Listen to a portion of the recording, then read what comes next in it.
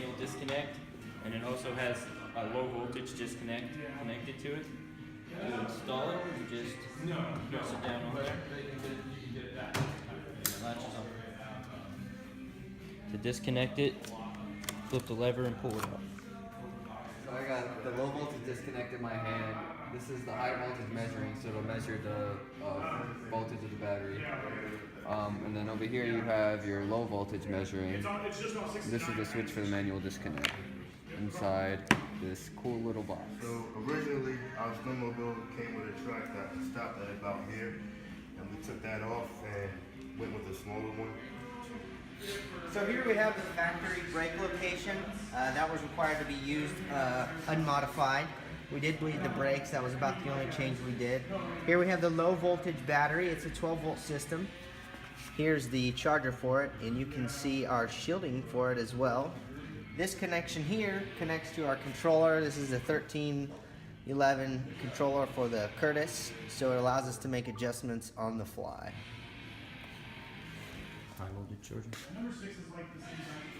Okay, so here we got the covering for the drive belt, which is attached to our 3-phase AC motor. This box here houses the master for the BMS.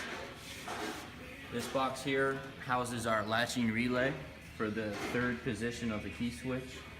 The box up here is our high voltage to ground cutoff circuit.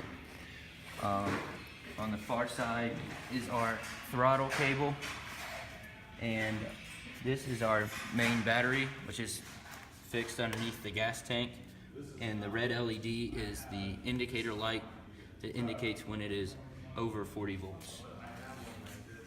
Okay, so this lever here would be for your throttle, which automatically returns to 0. This is your kill switch. This is your tether switch. It needs to be attached to the driver. In case they fall off, it disconnects. The indicator lights, the yellow LED is when position 3 is on, labeled crank. The green LED is when the 12 volt circuit is powered up, and the red LED is for a BMS fault. On this side we have our light switch, which is this gray switch, and the factory brake.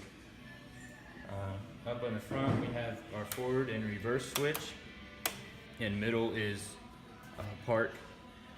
The key switch is 3 position, one for the turn on to 12 volt, and the momentary switch is for the high voltage. And then we use the factory speedometer. Do you need help? You just set it on this right here. Why did you use the cart? Okay, take it then. Let's go, guys. Take it. Pick it up. Pick it up. Wait, is this attached? No, wait.